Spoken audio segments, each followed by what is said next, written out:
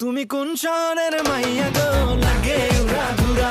কিছুদিন পরেই ঈদুল আজহা। এবারের ঈদের অন্যতম আলোচিত সিনেমা তুফান। শাকিব খান অভিনীত সিনেমাটির প্রতি শুরু থেকেই আগ্রহ ছিল হল মালিকদের।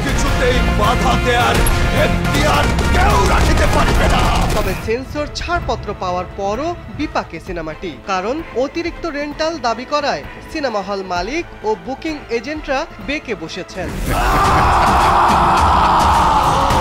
এবার বাংলাদেশ চলচ্চিত্র প্রদর্শক সমিতির বার্ষিক সাধারণ সভায় বিষয়টি আলোচনায় এসেছে। শনিবার সারা দেশের ৬০টিরও বেশি হল মালিকদের নিয়ে ঢাকায় একটি সভা অনুষ্ঠিত হয়। ১ মিনিটে নগদ ইসলামিক অ্যাকাউন্ট খুলতে ডায়াল করুন *167#।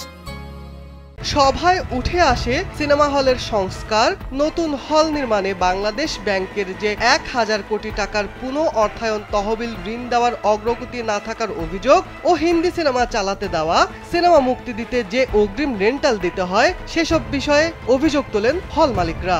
তুফান এসে বসে থাকবে, আমি আমার হলে অন্য কিছু চালানোর ব্যবস্থা করব আমি বেঁচে থাকার জন্য। এ সময় গাজীপুরের ঝংকার সিনেমা হলের মালিক বলেন, তুফান নিয়ে আতঙ্কে আছি, রেন্টাল নিয়ে সিনেমা চালানো সম্ভব নয়। সেই তুফান নিয়ে অনেক আতঙ্কে আছি, কারণ হচ্ছে আমরা যা শুনছি রেন্টাল, এই রেন্টাল দিয়ে আমাদের ছবি চালানো সম্ভব না।